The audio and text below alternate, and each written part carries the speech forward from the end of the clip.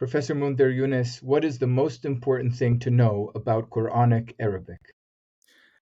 For me, at this point, the most important thing to know is that the Quran, as we know it now, the language of the Quran, was or is better understood if we went back to the original, what's called the Uthmanic Rasm, the first versions of the Quran, without the dots, without the diacritics, without the hamza, and without the alif inside a word. So all these things which have been added through the centuries by Islamic tradition. That is correct, yeah.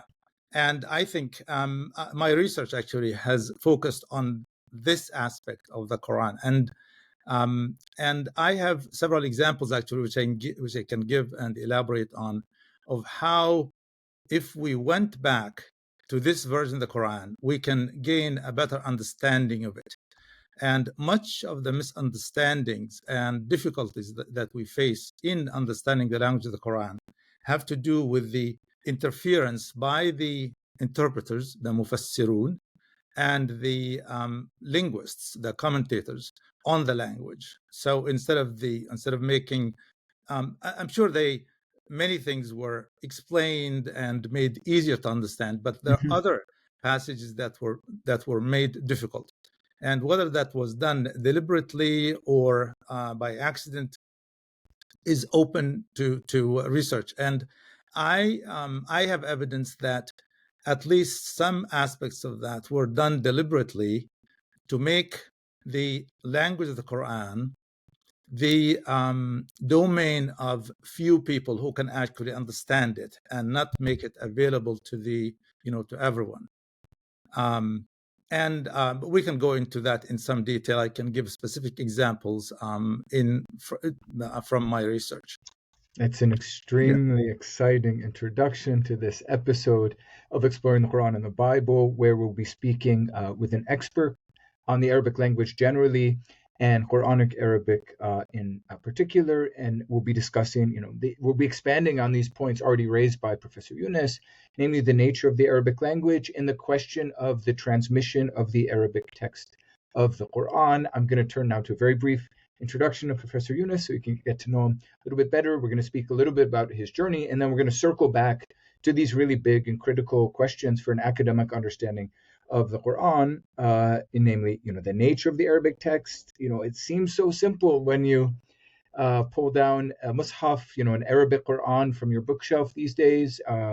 Almost every mushaf looks like every other mushaf, but we'll find out the story is more complicated, in some ways more intriguing. So friends, Munther Younes is Reis Senior Lecturer in Arabic Language and Linguistics and Director of the Arabic Program in the Department of Near Eastern Studies at Cornell University in New York State, Ivy League school. He is also the author of 2 scholarly books, The Integrated Approach to Arabic Instruction and Charging Steeds or Maidens Performing Good Deeds in Search of the Original Quran. We're going to have to circle back to that book, Professor Younes, because we have to learn what the steeds and the maidens, what that is all about. But before we turn to your works, and there are many others, we're going to put everything in the description box down below, including links to Professor Younes's works. But why don't we turn first to sort of your own story and how you ended up in upstate New York, where you began, how you began to study in particular the Arabic language and then the Arabic of the Quran. Yeah, thank you. Thank you very much for the introduction first.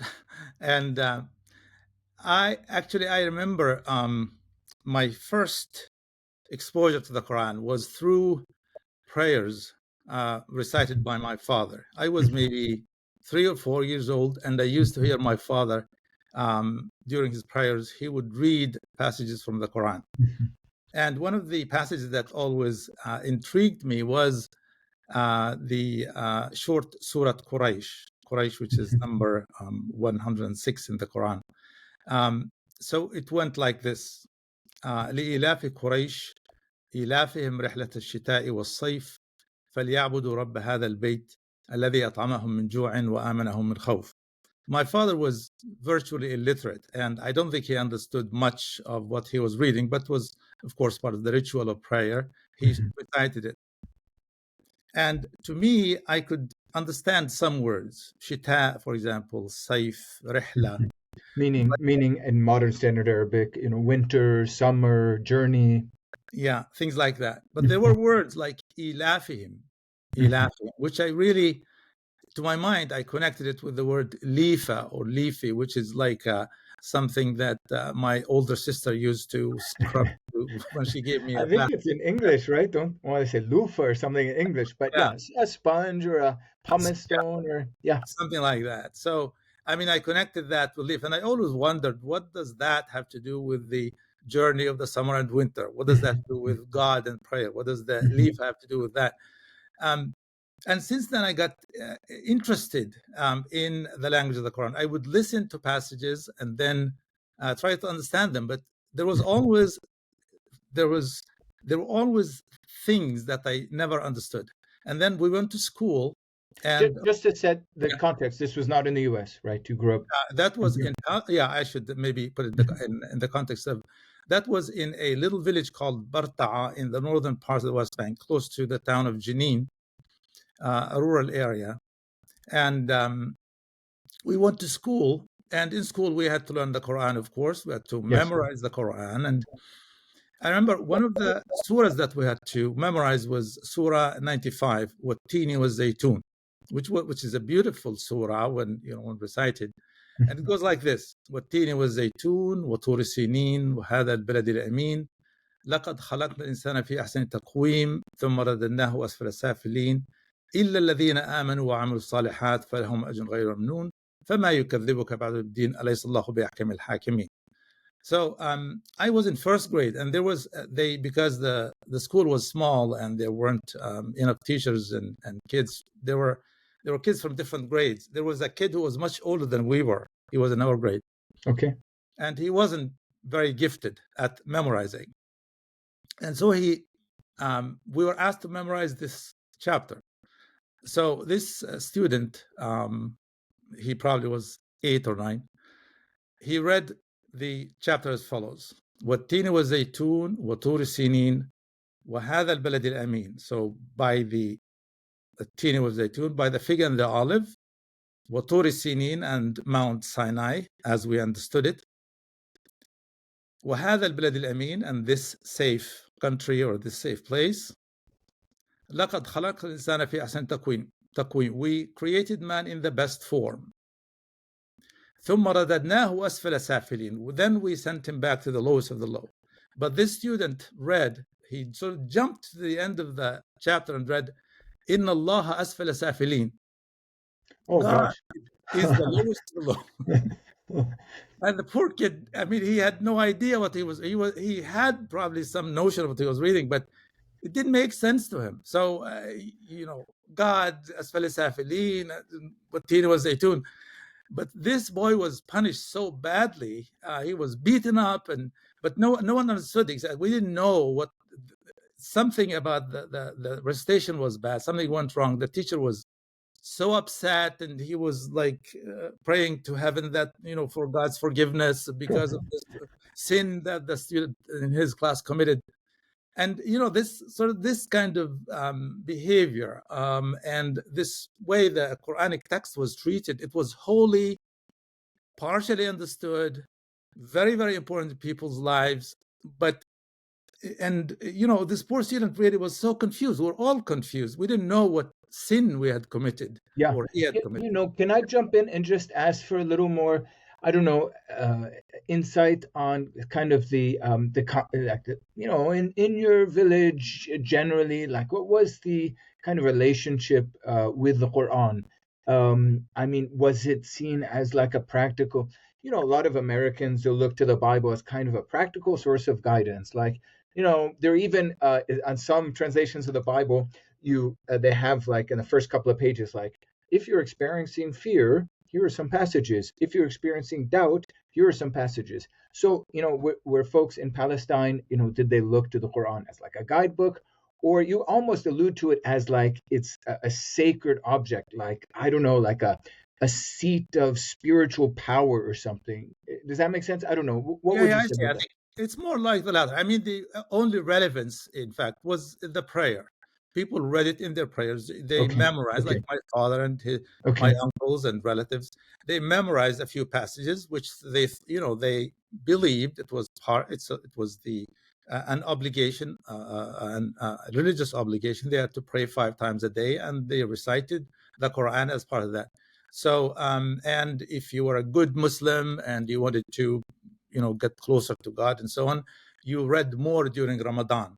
Hmm. And basically as just a way to get closer to God and worship. It was more worship than anything else, um, in my immediate environment. Hmm. So I mean, the idea of this, I think from a very early age I was interested in language and the language of the Hmm. Quran, and I was intrigued by these passages that were difficult. And one of the passages that intrigued me, and I always had um, some fascination by, was the one I ended up writing my book on, which is the Charging Steeds book.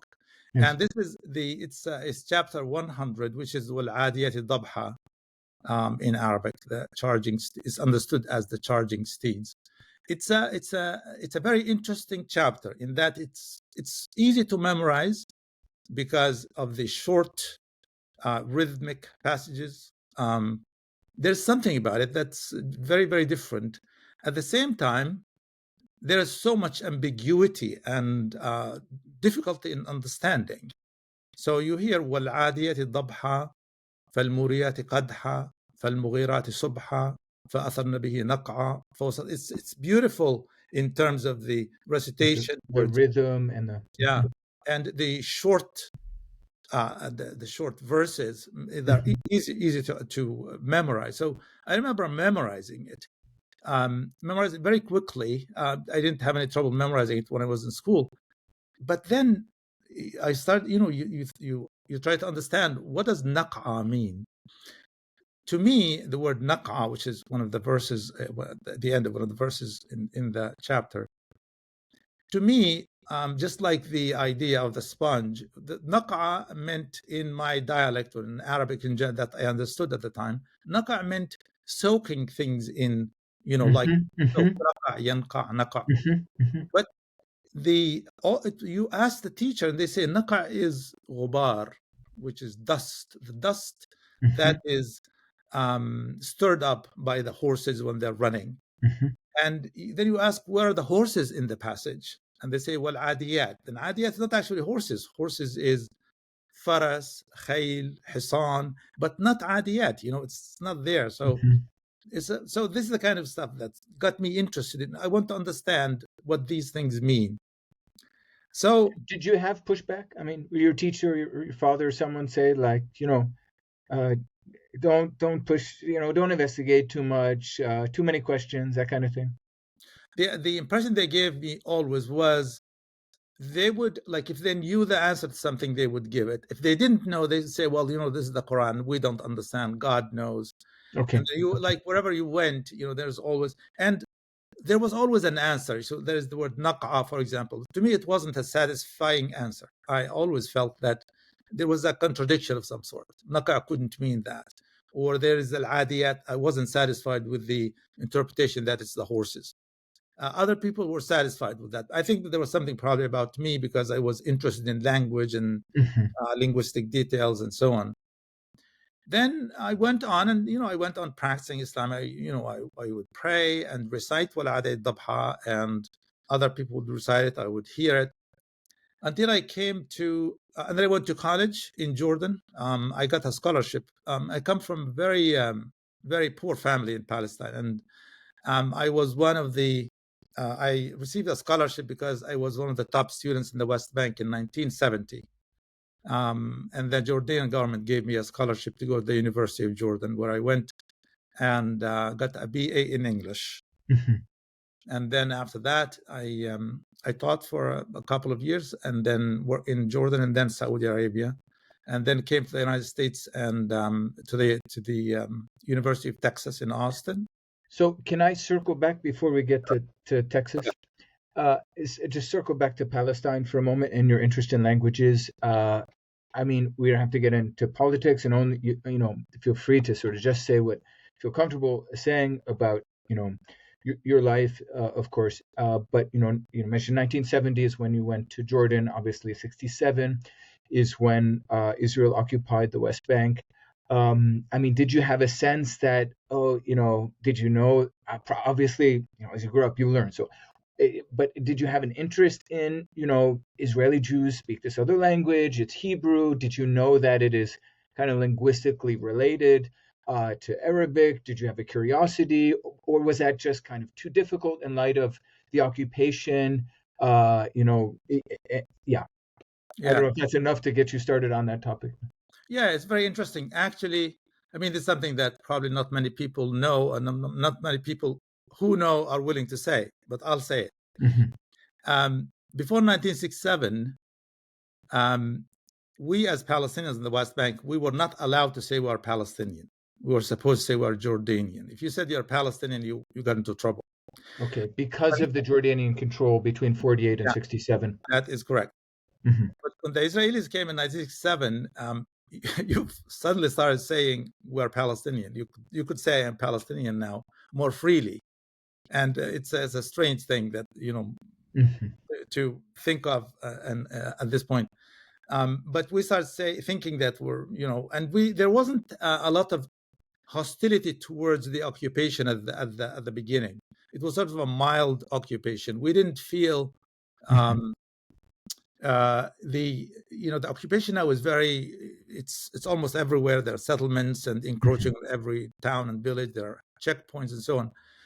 But there wasn't that. And I remember one of the first things that happened after the West Bank was occupied was that the Israeli military opened opportunities for employment for people. Like I was 15 at the time, going 16, 17. Mm-hmm.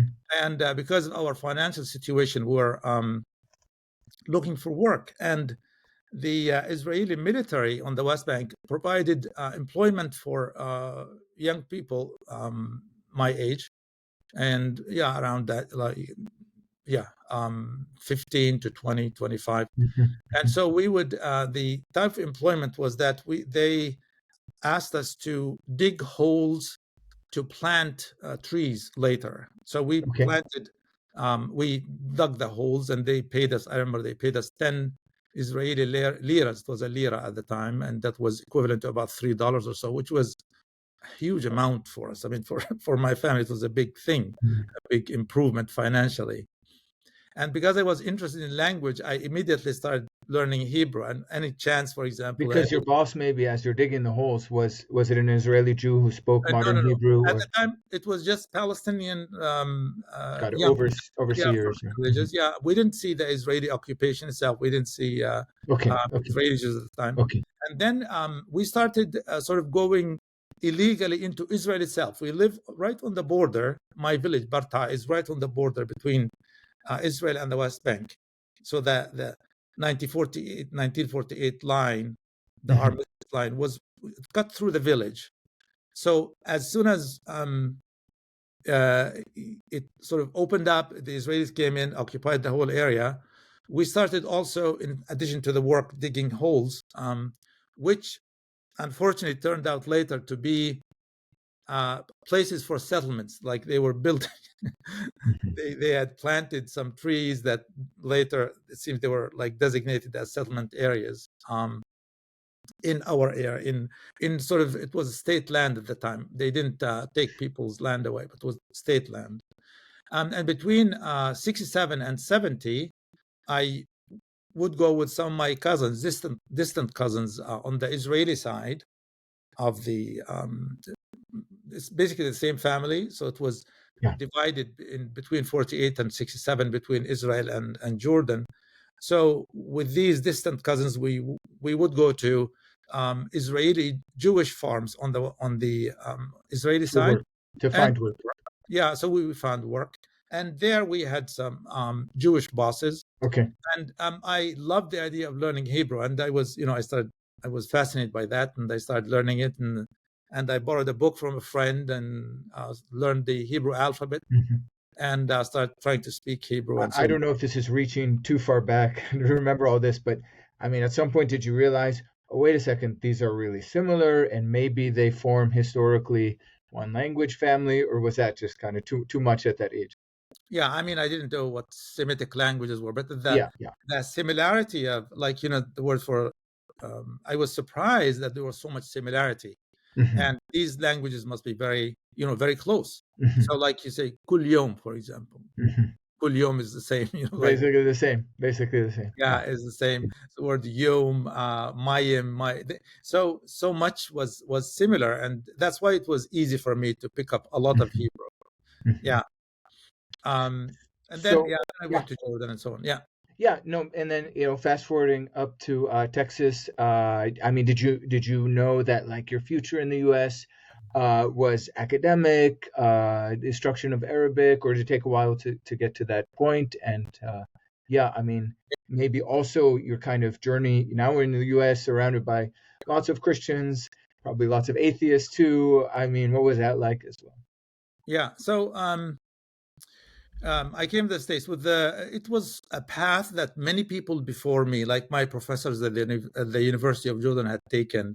Okay, You would go, you would get a degree in Jordan, and then go work in Saudi Arabia for some time, particularly for the American oil company called Aramco. You okay, make money, and then you come to the States and you get a degree, and then you go back and be a professor in Jordan or in Saudi Arabia or some other okay, place. So that was the path I was taking.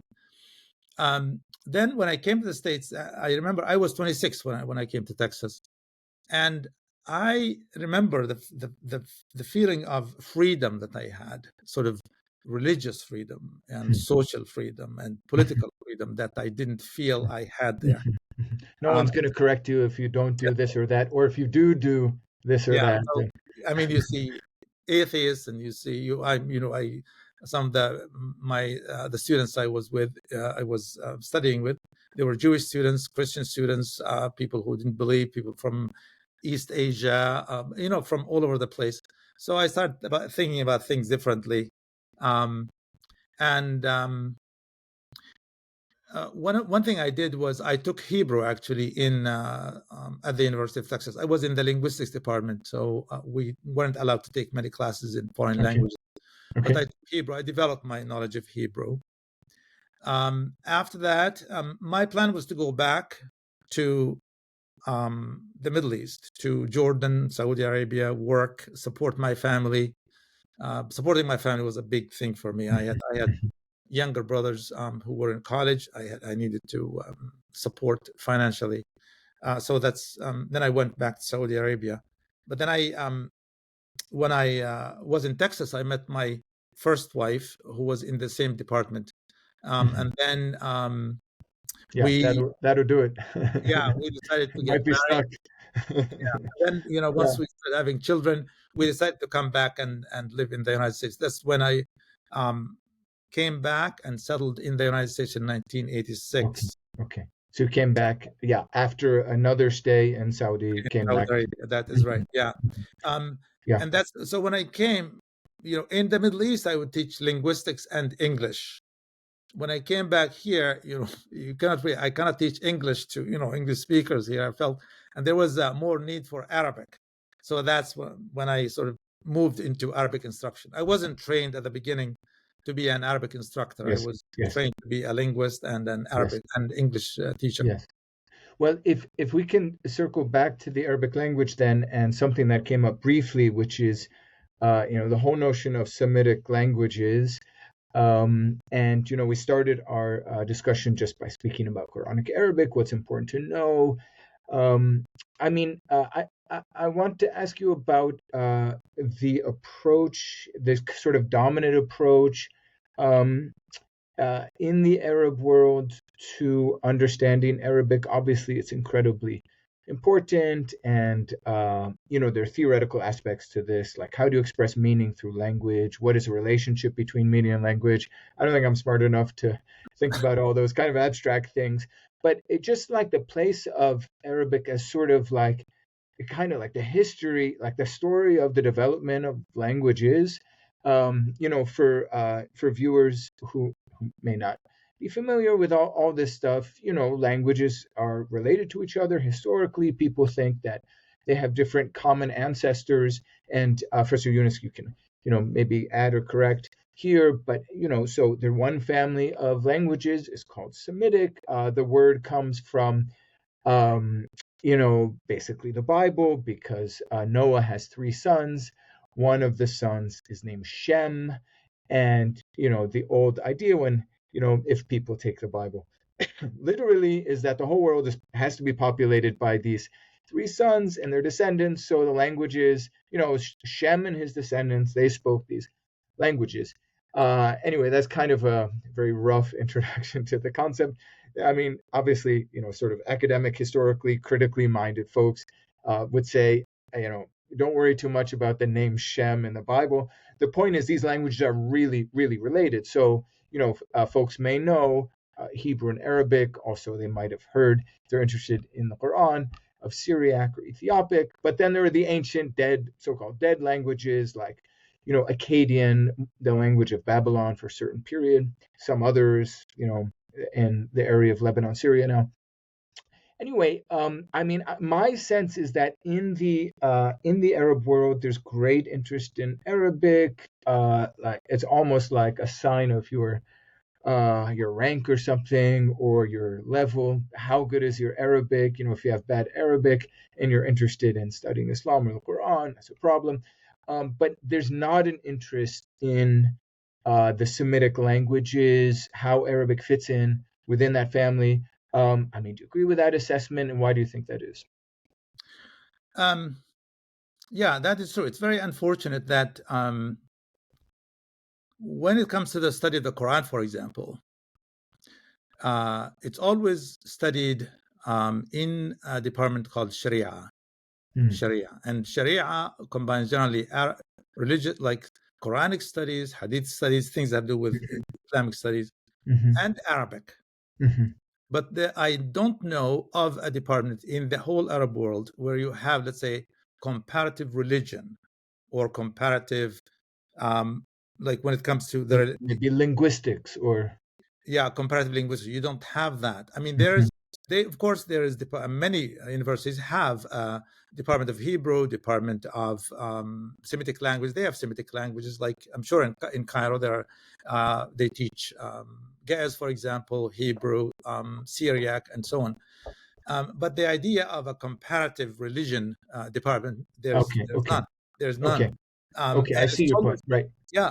So it's almost as if somebody at some point, I'm not going to say, a conspiracy or anything, but if we have time, I'll go back into what I believe was done to manipulate or change certain meanings to fit a certain agenda. And probably some of this agenda had to do with the fact that you do not want to open up the Quran to the influence of other languages. You want, it's an Arabic only Quran. There was something about the identity. It's Quran is Arabic. And I think there was more openness about the influence of other languages at the beginning. They used to say, for example, that this is Syriac, or this is Ethiopic, Habashia, or this is Hebrew. Nabataean, or something like that. Yeah. But then I think later what happened was that they sort of closed this door, and they started. I write in this in my book, actually, the fact that even the word sirat, which is definitely of Indo-European origin, sirat al-mustaqim, and so on, sirat, from stratum and strat, and it's clearly not a Semitic word, not an Arabic word. So you have people saying that sirat actually is an Arabic word and comes from sarat al-tariq, which means to swallow. The road swallows the traveler, and it has to do with sarat. They desperately try to relate the word to an Arabic origin. Before that, they used to say this is Ethiopic, but I think there was this movement towards Arabic only is accepted, but nothing else. I don't know Can exactly. I jump in there, Professor Younes? Just, I mean, is the deeper well, there's definitely more than one issue here. One issue is the Quran's self-identification as an Arabic scripture, of course, or Arabic tongue. But I want to ask about another issue, which is, I mean, if you follow sort of historical linguistics, there was a time when there was no Arabic. I mean, obviously, you know, if you follow evolution, there was a time when basically no language. I mean, I don't know if early primates, if they had a language at all, or if they just were just grunting, as in the movies about cavemen.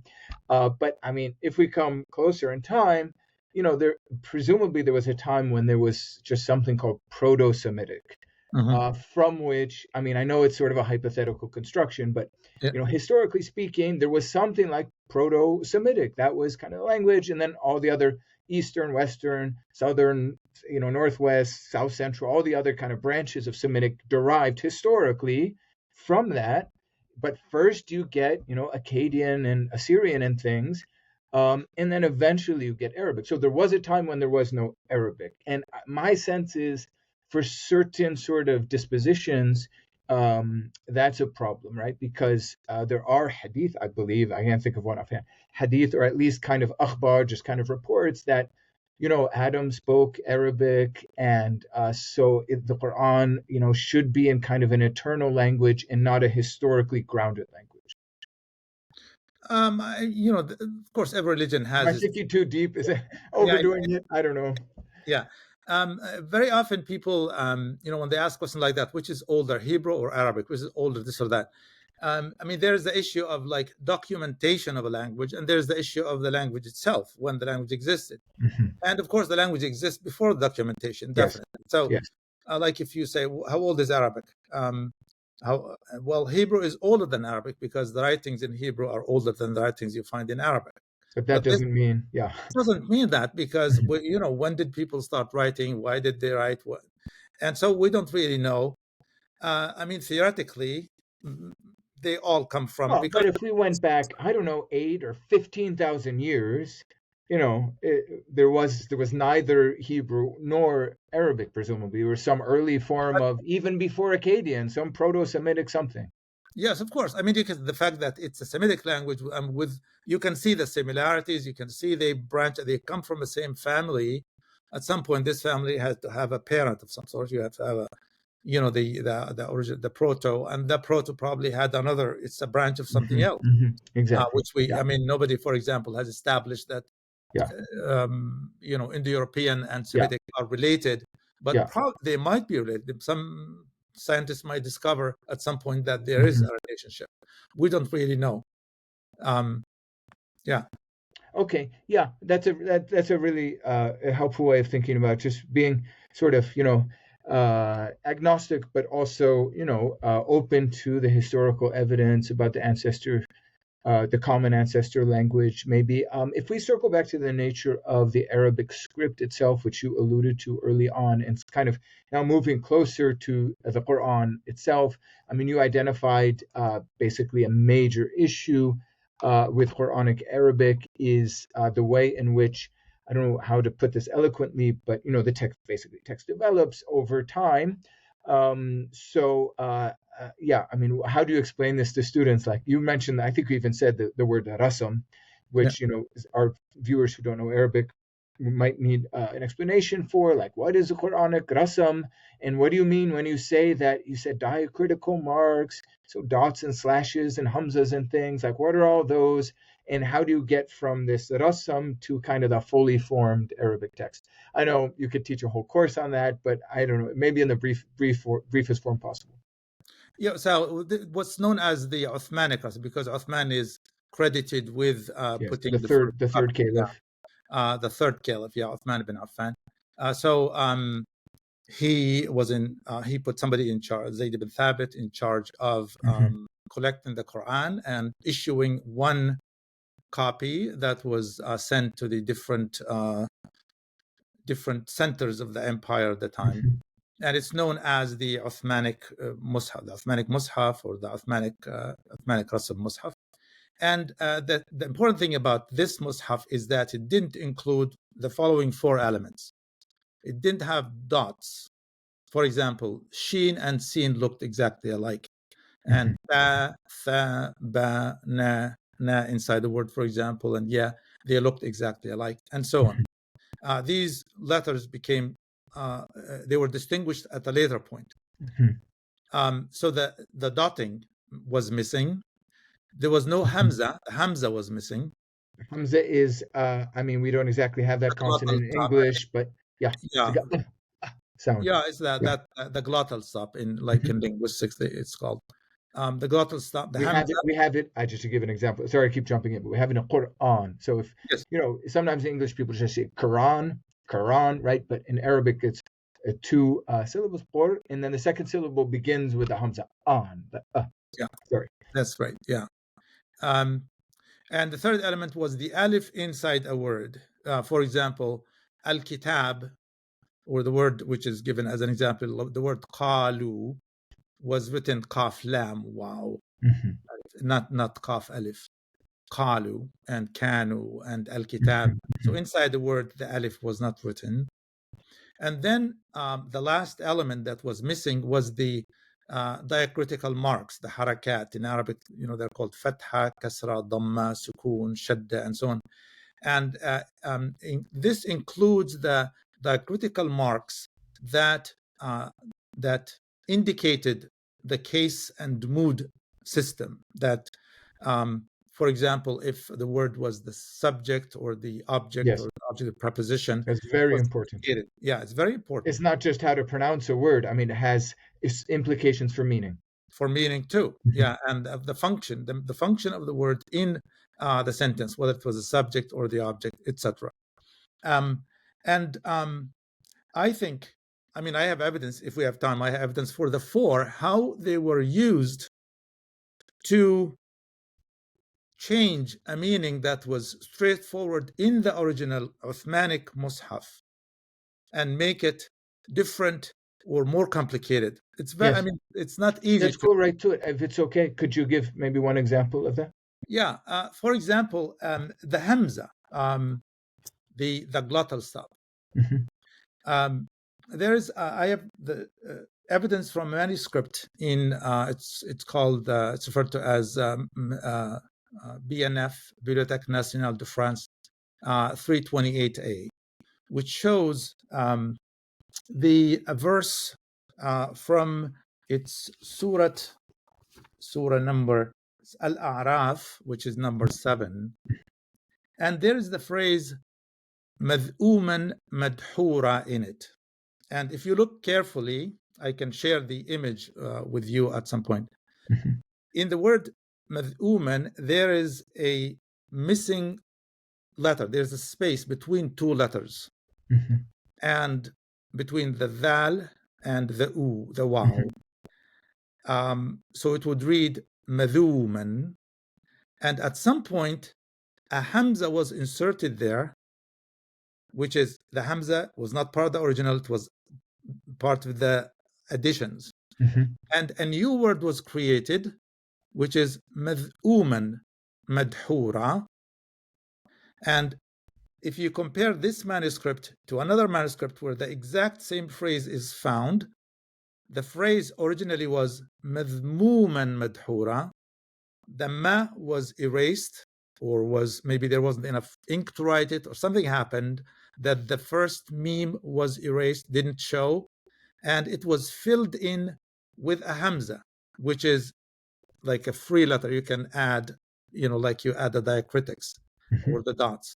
So they came up with a word, mad'uman, which was a complete invention, didn't exist in the language, and they created a verb and a root, dha'ama yad'amu, which is, and they gave it a certain meaning. And the evidence from that manuscript shows that there was the original thing did not have a hamza in it. There was a missing letter, and I am sure that the letter was meme, because if you compare it to the exact same phrase, it's found somewhere else, the two words exactly the somewhere same else in the Quran. in the Quran. In another, the first one with the missing hamza, with the missing meme, is found in chapter 7, which is Al-A'raf. The other one is found in Al-Isra, which is number 17, where you have the full phrase madmuman madhura. The point is And how does the meaning change? The meaning, the interpreters gave basically the same meaning. But the point here is this. The point I want to make is that a new word was invented. Yes, okay. And it became a hapax in the Quran. The only occurrence, there's no other occurrence with the hamza in the middle there. Yeah. And for me, the way I look at this is that now it became an area of specialization. Only an expert knows this word. Okay, I see your point. So instead of actually correcting it, because there was a missing letter, you just write mim madmum, and it's obviously what was there. They invented a word. They invented a word and put it in the dictionary with a root and a form and so on. So there are questions of, there are linguistic questions, but there are also questions of the ulama or the scholar class, and I mean, possibly sort of the authority or power of the scholar class. I mean, this is not really a parallel example, but it made me think of cases that I know a little bit better, where you have words with a foreign origin in the Quran. So take the word for the disciples of Jesus in the Quran, which is Hawariyun, which, I mean, to me very clearly is coming from Ethiopic. The connected Ethiopic word means disciples, and specifically disciples of Jesus. So it's pretty obvious. But the Mufassirun didn't know that. I mean, you can't blame them. How would they know Ethiopic, right? So they're doing the best they can. And so, with the assumption that it must be Arabic, they say, well, it must be related to ha wa ra, like the Horin, the maidens of paradise, ha wa ra. And they say, oh, it has something to do with that root, which means white. Okay. And so maybe the disciples of Jesus, they wore white clothing. Anyway, I don't want to go on forever, but you can see, and then that becomes, if you look in the Tafsir, that becomes a standard explanation of the word. And presumably, if you're kind of learning the Quran and you ask an authority figure, the scholar of class, they'll tell you, it means white, comes from white. So So in another two examples of the Hamza, where I believe that the Quran became more complicated instead of the interpreters making it a little easier to understand, is there's in Ayat al-Kursi, which is in chapter 2, verse 255. There's the word. Can I just translate quickly? So the throne verse, sometimes translated as a throne verse, kursi meaning chair or throne. Yeah. So there's a word that's also a hapax, which is ya'uduhu. Ya'uduhu, which is again using the hamza. And I think originally the word was yu'dhihi, and there was a letter missing, and they replaced that with a hamza, ya'uduhu, and created a new word that didn't have an existence before. It doesn't exist in the Arabic language. It's sort of a unique word. Again, it's the same kind of thing, that instead of going the easy way, the word yu'dhihi is found in the Quran. Yu'dhihi with a waw is found. Instead of going that way, they decided to invent a word which is ya'uduhu, which not many people know now.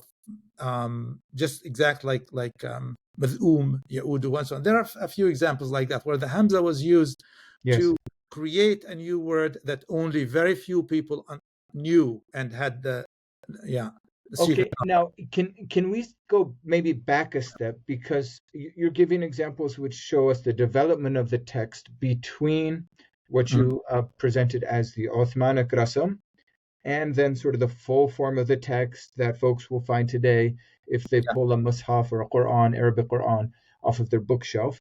But in I think the Rasam itself, we have some unique types of words, and I want to ask about two sort of classes.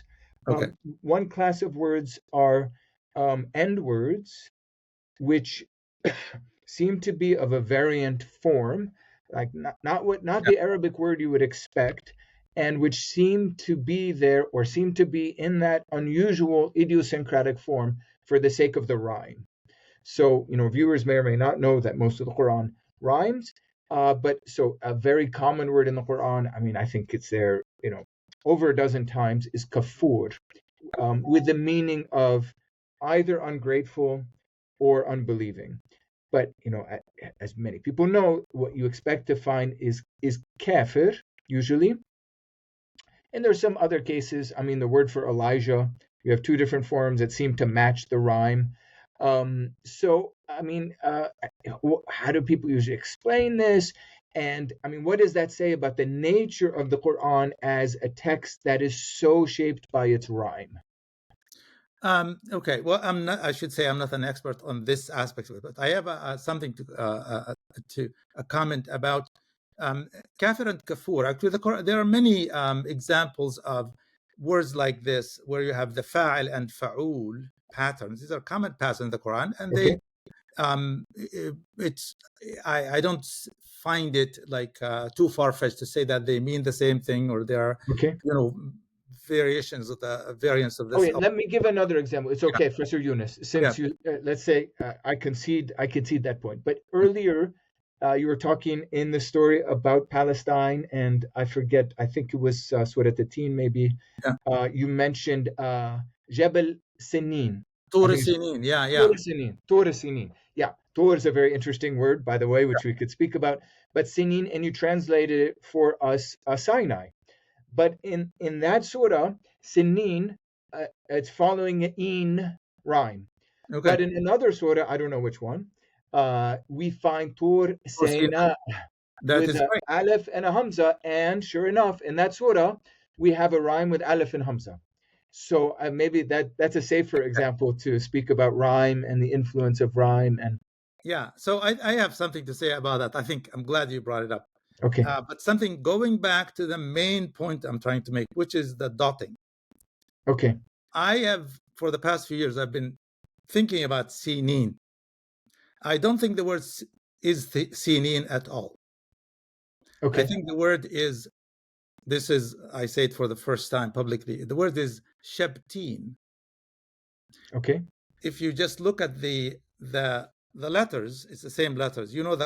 Going back to the rasm, Shabtin and Sinin would have the same rasm, would have the same shape. Yes. And when you're dealing with what Tini was Zaytun, what Tur is Jabal, mountain, Shabtin, Shabt in the Semitic languages, Aramaic, for example, and Arabic too, and like in Lebanese, I think they use the same word. Shabt is actually dill.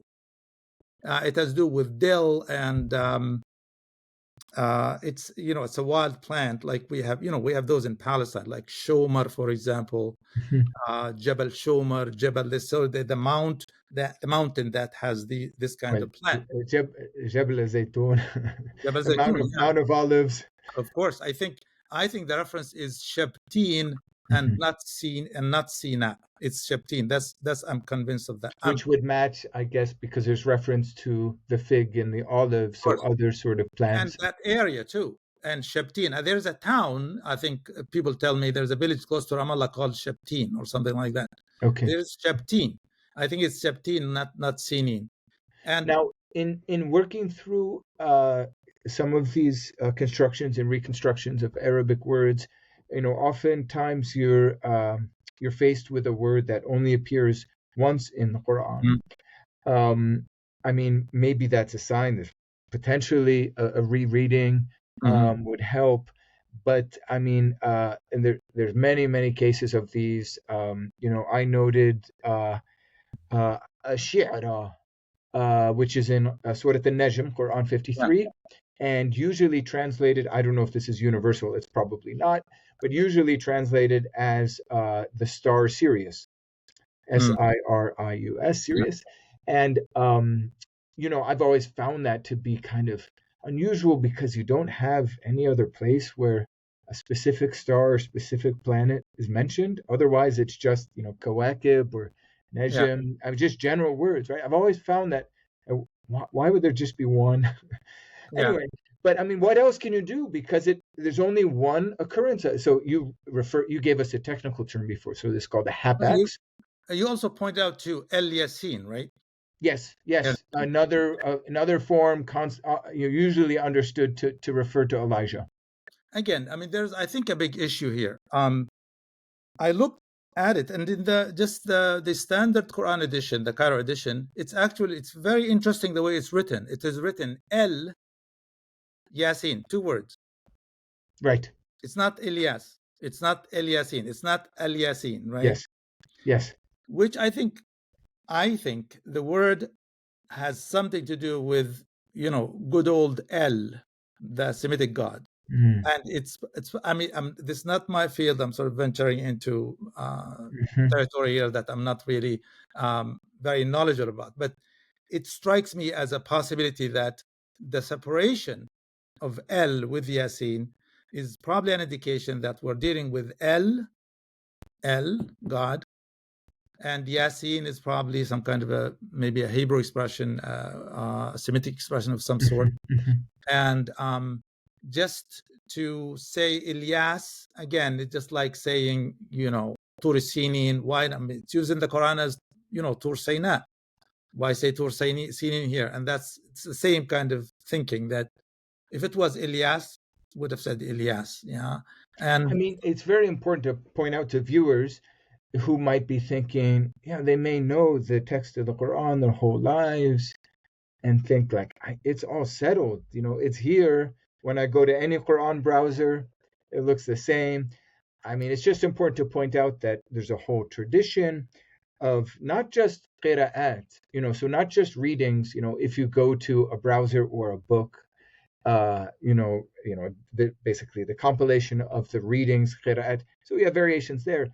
But when you open a book of tafsir, of commentary on the Quran, very often there are traditions attributed to this or that companion or this or that follower of the companions with completely different readings.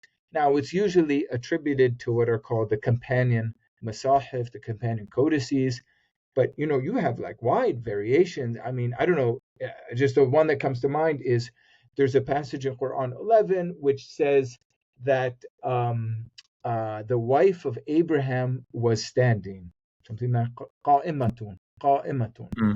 And then, I'm sure it's in Tabari, I'm 90% sure, but tafsir, you'll find, but in this other text of the Quran, it adds a couple of words and says, and Abraham was sitting. وَهُوَ جَالِسٌ. You will not find وَهُوَ جَالِسٌ, or sometimes I think it's وَهُوَ قَائِدٌ. You will not find that in your Quran browser or the Quran you pull down from your bookshelf. All of that is to say, I don't know if you want to add on to this, that the effort of trying to understand the Quran better, to see if we've got the best possible text, this is not really an innovation of academic scholarship. There's a long tradition of this. Yeah. Again, I mean, I think we would get a better understanding if we went back to the origin and read it that way, without the dots, without the hamza, without the alif. And I mean, I have many examples of that in the book. Can I ask about the reactions you receive? I mean, I alluded to this, or maybe I didn't, but let me mention now that your book, Charging Seeds or Maidens Performing Good Deeds in Search of the Original Quran, was translated into Arabic, published by Mu'minun Bila Hudud. You did a terrific Arabic language interview on the question of Arabic that you can find on YouTube. Maybe we'll link to that as well. It's one thing to speak to an American guy like me at a university, all of this. But in conversations with Arabic speakers, people in the Arab world, what is the back and forth like? I'm sorry, what is the? What is kind of the back and forth? How do people respond to this kind of work? Do they push back? Do they find it exciting? There's no back and forth. There's always just you are challenging the word of Stop. God. Stop. You can't do this. Basically what they say is, who are you to come out at this time, 21st century, and question the wisdom of 1500 years of Arabic, the work on the Quran, scholarship on the Quran. If there was something to discover, they would have discovered it a long time ago. This is some people wrote to me about this. Actually, one of the people who looked at the I had sent the manuscript to two publishers, Mu'minun Bila Hudud and another, I forgot the publisher actually. Anyway, and he wrote, who are you? Who is this person to say that, in search of the original Quran? Like, this was the other publisher. The other publisher. Yeah. Yeah, the other publisher actually was Brill. They sent a very long sort of response to or evaluation. And so, nobody would engage you like point by point. Yeah. No one would I know I'm jumping in, forgive me, but when you read Tafsir, so often you have the Mufassir, Ibn Jawzi, Tabri, anyone saying, there are arba aqwal. Yeah. Of course. Yeah. في هذه الآية or في هذه المسألة, there are 4 opinions on this, and they can be totally different. That is correct. Sometimes it's just interpretation. It's not about the text, but there's an openness there. Do you know what I mean? Yes, I do. Yeah. So, for example, one thing that I worked on was in chapter 90.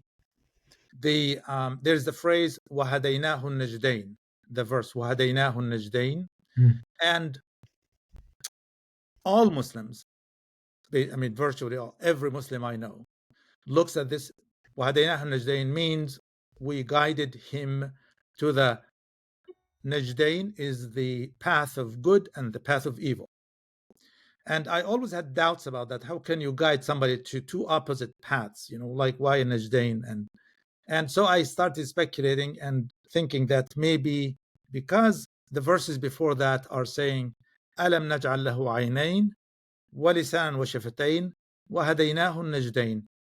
Could this mean the breast of the mother, for example, that we guided the newborn to the breast of his mother, which is a miracle. It's we're talking about God's miracles.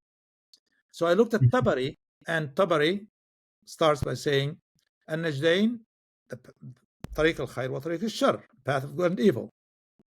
And then he quotes, and from this person to that person to that person, it is not the 2 breasts. ليس بالثديين. Wow. ليس بالثديين. And then he goes on and he keeps repeating ليس بالثديين, ليس بالثديين. Wow. This person said a thadyain, and then he negates that. But again, I got a lot of the information I have from At-Tabari, although he is arguing for an opposite point, but that other people have thought it. Yes. That there was variation, there was diversity of opinion, yes. which we don't have now. Yeah, so interesting. I just thought of maybe a similar case also from the Abraham bit, the wife of Abraham, Sarah, about the word dahikat, and like a totally different meaning, not laughter. Anyway, I won't go into it now. If it's okay, I want to wrap up just by asking a general question about Arabic, not directly about the Quran, but something I hear from my students here at Notre Dame now and then, which is just trying to understand why Arabic has, if you go to an Arabic-speaking country, you don't hear the Arabic that you study in your, Arabic 101 class back at your school in the U.S. So yeah, maybe you could just introduce briefly, why you have people call it diglossia. What is the nature of Arabic? Does anyone actually speak sort of formal, classical, or modern standard Arabic? What is that like growing up in Palestine, just linguistically, right? So when did you hear classical Arabic?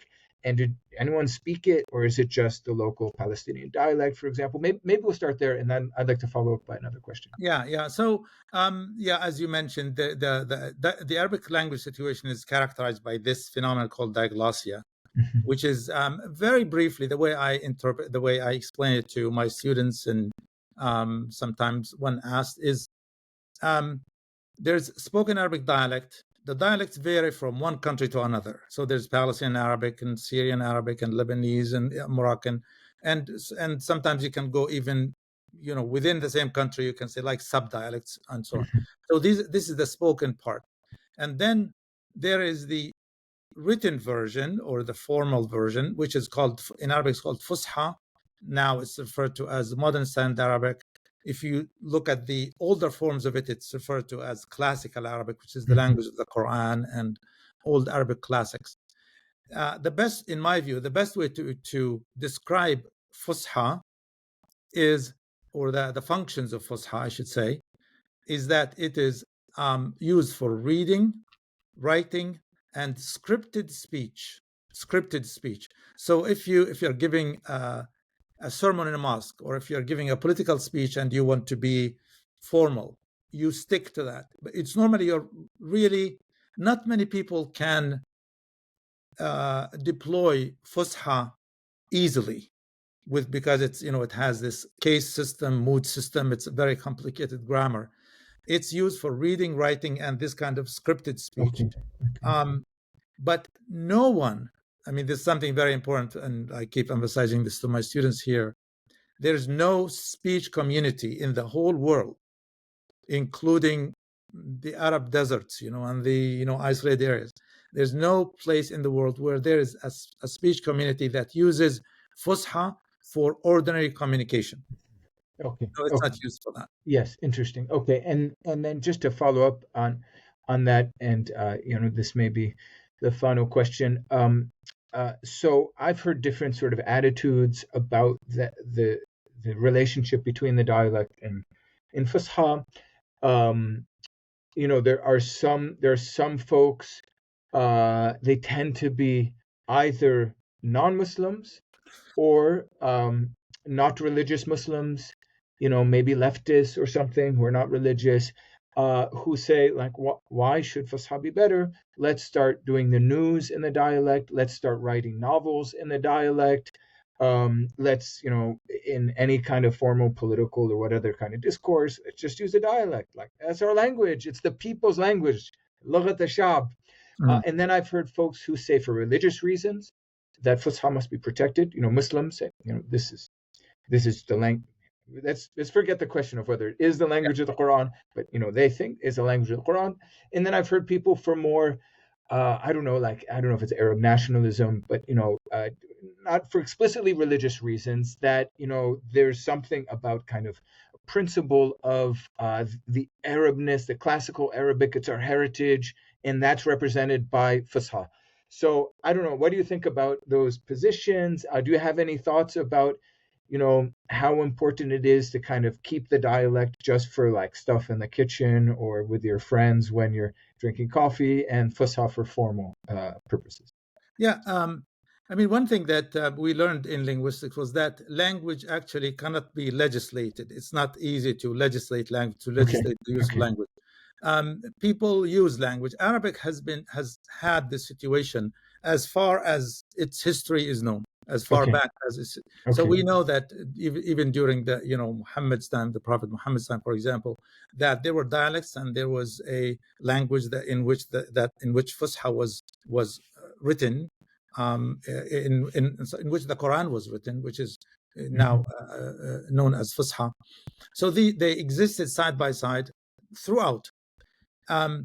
Now there are movements to try to impose a dialect. I don't know what that means. There were, for example, in Lebanon, there's Saeed Aql, who is very well known, wanted to have like the Lebanese language and so on. But this situation has existed for centuries, and I believe that it's likely to continue this way. There were similar situations where a solution was possible by making the colloquial, the language of the people, the formal language. For example, I think that was done in China, like a language reform in China at the beginning of the 20th century. And a more recent case was Greek. The Demotiki, the people's language, was declared the official language in 1976 by like an act of parliament. And the official language, which was like the equivalent of Fusha, was sort of, relegated to, scholarship or research or things like that. In the Arab world, I don't think this is possible, just because of the existence. The Quran exists there, and it's very important for people. there is a religious text that's tied in to the language. The Right. language and religion are tied together, and there's no way you can promote the dialect successfully. I would say even in countries with a Christian majority, that Fusha is so important and so such an important part of the culture, the tradition, the history, that any attempts at imposing dialect, I don't think they will succeed. So Very likely the situation will just continue. People use spoken Arabic in in daily life, in communication, in oral communication, and Fusha in for reading, writing, and the functions I mentioned. I should also add just one little thing here, that at Cornell here we use I don't know whether you're familiar with our program here, but we follow what's called an integrated program, which means we use Fusha for these three functions: reading, writing, and formal scripted speech, and speaking in Ammiya. So we have our students speak just like people speak. Very interesting. Yeah. And then they read and write Fusha. Very interesting. Yeah. So they don't have to say ذهبت إلى No, they never say ذهبت. They say رحت, شفت, جيت, and so on. They know how to. They within the so when they show up in an Arabic speaking country, at least a little bit, they can manage daily life. They manage. And I went to the group of students before, and I witnessed that. They take a taxi, go to a restaurant, and they sound normal. Of course, they're not fluent yet, but yeah. I don't know if this is still current, but I remember in Lebanon they used to say, an American who shows up like me, who can't speak the dialect and is trying to say everything in Fusha, even then, I make mistakes. They would say that guy speaks Mexican. يحكي مكسيكي هيدا. Because back then they would watch a lot of Mexican soap operas, which were dubbed into the formal language, into Fusha. Say بيحكي مكسيكي. They didn't mean Spanish. They meant, what they knew from the soap operas. Anyway, Professor Munther Younes, thank you so much. Al shukr. It's been an honor to have you. I hope we can have another conversation. And grateful for having known you through the years, benefiting from your scholarship. Remember, everyone, that links will be in the description to Professor Younes's works. And thanks for being on exploring with us on exploring the Quran and the Bible. And again, Munther, thank you so much. Well, thank you. Thank you for having me. Yeah. Thanks.